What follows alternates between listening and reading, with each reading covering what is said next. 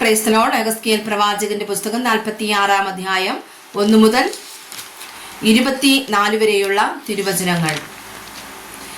യഹോവയായ കർത്താവ് ഇപ്രകാരം അരുളി ചെയ്യുന്നു: അകത്തെ പ്രാകാരത്തിന്റെ കിഴക്കോട്ട് ദർശനമുള്ള ഗോപുരം വേലയുള്ള 6 ദിവസവും അടച്ചിരിക്കണം. ശബത്ത് നാളിലോ അത് തുറന്നിരിക്കണം. അമാവാസി ദിവസത്തിലും അത് തുറന്നിരിക്കണം. എന്നാൽ പ്രഭു പുറത്തുനിന്ന് ആ ഗോപുരത്തിന്റെ പൂമുഖം വഴിയായി കടന്നു ചെന്ന് ഗോപുരത്തിന്റെ മുറിച്ചുവരിനരികെ നിൽക്കണം. പുരോഹിതൻ അവന്റെ ഹോമയാഗവും സമാധാനയാഗവും അർപ്പിക്കുമ്പോൾ അവൻ ഗോപുരത്തിന്റെ ഉമ്മരപ്പടിക്കൽ നമസ്കരിക്കണം. പിന്നെ അവൻ പുറത്തേക്ക് പോകണം. എന്നാൽ ഗോപുരം സന്ധ്യ വരെ അടയ്ക്കാതെ ഇരിക്കണം.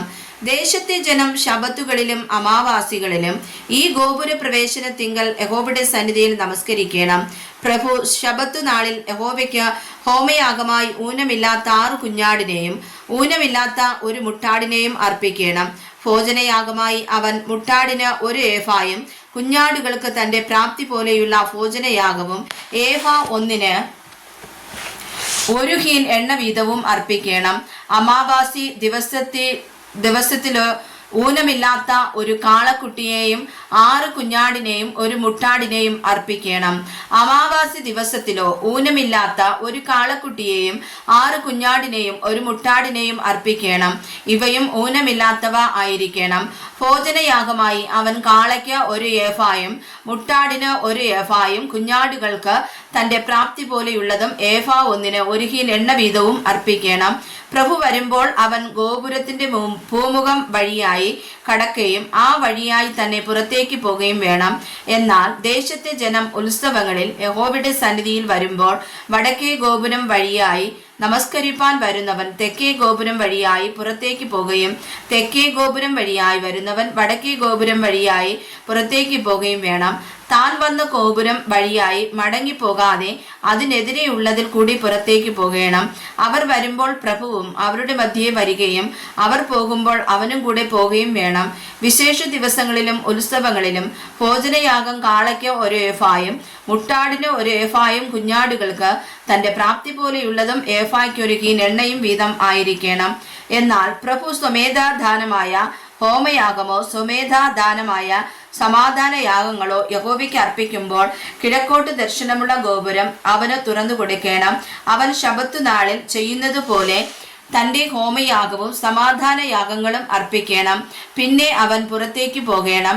അവൻ പുറത്തേക്ക് പോയ ശേഷം ഗോപുരം അടയ്ക്കണം. 1 വയസ്സു പ്രായമുള്ളതും ഊനമില്ലാത്തതുമായ 1 കുഞ്ഞാടിനെ നീ ദിനം പ്രതി യഹോവയ്ക്ക് ഹോമയാഗമായി അർപ്പിക്കണം. രാവിലെ തോറും അതിനെ അർപ്പിക്കണം. അതിന്റെ ഭോജനയാഗമായി നീ രാവിലെ തോറും ഏഫായിൽ 6-1 നേരിയ മാവ് കുഴയ്ക്കേണ്ടതിന് ഹീനിൽ 3-1 എണ്ണയും അർപ്പിക്കണം. അതൊരു ശാശ്വത നിയമമായി യഹോവയ്ക്കുള്ള നിരന്തര ഭോജനയാഗം. ഇങ്ങനെ അവർ രാവിലെ തോറും നിരന്തര ഹോമയാഗമായി കുഞ്ഞാടിനെയും ഭോജനയാഗത്തെയും എണ്ണയെയും അർപ്പിക്കണം.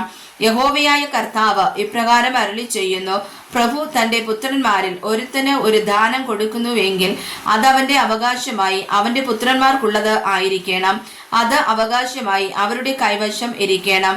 എന്നാൽ അവൻ തന്റെ ദാസന്മാരിൽ ഒരുത്തന് തന്റെ അവകാശത്തിൽ നിന്ന് ഒരു ദാനം കൊടുക്കുന്നുവെങ്കിൽ അത് വിടുതലാണ്ടുവരെ അവനുള്ളതായിരിക്കണം. പിന്നത്തേതിൽ അത് പ്രഭുവിന് തിരികെ ചേരണം. അതിന്റെ അവകാശം അവന്റെ പുത്രന്മാർക്ക് തന്നെ ഇരിക്കണം. പ്രഭു ജനത്തെ അവരുടെ അവകാശത്തിൽ നിന്ന് നീക്കി അവരുടെ അവകാശത്തിലൊന്നും അപകരിക്കരുത്. എന്റെ ജനത്തിൽ ഓരോരുത്തനും താന്റെ അവകാശം വിട്ട് ചിന്നിപ്പോകാതെ ഇരിപ്പാൻ അവൻ സ്വന്തം അവകാശത്തിൽ നിന്ന് തന്നെ തന്റെ പുത്രന്മാർക്ക് അവകാശം കൊടുക്കണം. പിന്നെ അവൻ ഗോപുരത്തിന്റെ പാർശ്വത്തിലുള്ള പ്രവേശനത്തിൽ കൂടി എന്നെ വടക്കോട്ട് ദർശനമുള്ളതായി പുരോഹിതന്മാരുടെ വിശുദ്ധ മണ്ഡപങ്ങളിലേക്ക് കൊണ്ടുചെന്നു. അവിടെ ഞാൻ പടിഞ്ഞാറേ അറ്റത്ത് ഒരു സ്ഥലം കണ്ടു. അവൻ എന്നോട്, പുരോഹിതന്മാർ അകൃത്യയാഗവും പാപയാഗവും പാകം ചെയ്യുന്നതും ഭോജനയാഗം ചുടുന്നതുമായ സ്ഥലം ഇതാകുന്നു. അവർ ജനത്തെ വിശുദ്ധീകരിക്കേണ്ടതിന് അവയെ പുറത്ത് പുറത്തെ പ്രാകാരത്തിലേക്ക് കൊണ്ടുപോകാതെ ഇരിപ്പാൻ തന്നെ എന്ന് അരുളി ചെയ്തു. പിന്നെ അവൻ എന്നെ പുറത്തെ പ്രാകാരത്തിലേക്ക് കൊണ്ടുപോയി പ്രാകാരത്തിന്റെ 4 മൂലയ്ക്കലും ചെല്ലുമാറാക്കി. പ്രാകാരത്തിന്റെ ഓരോ മൂലയിലും ഓരോ മുറ്റം ഉണ്ടായിരുന്നു. പ്രാകാരത്തിന്റെ 4 മൂലയിലും 40 മുഴം നീളവും 30 മുഴം വീതിയുമുള്ള അടയ്ക്കപ്പെട്ട മുറ്റങ്ങൾ ഉണ്ടായിരുന്നു. 4 മൂലയിലുമുള്ള അവ 4നും ഒരേ അളവായിരുന്നു. അവയ്ക്ക് 4നും ചുറ്റും ഒരു പന്തി കല്ല് കെട്ടിയിരുന്നു. ഈ കൽ നിരകളുടെ കീഴെ ചുറ്റും അടുപ്പുണ്ടാക്കിയിരുന്നു. അവൻ എന്നോട്, ഇവ ആലയത്തിന്റെ ശുശ്രൂഷകന്മാർ ജനത്തിന്റെ ഹനനയാഗം പാകം ചെയ്യുന്ന വെപ്പുപുരയാകുന്നു എന്ന് അരുളി ചെയ്തു. വായിച്ചതായ തിരുവചനങ്ങളാൽ കർത്താവ് നമ്മെ അനുഗ്രഹിക്കുമാറാകട്ടെ. ആമേൻ.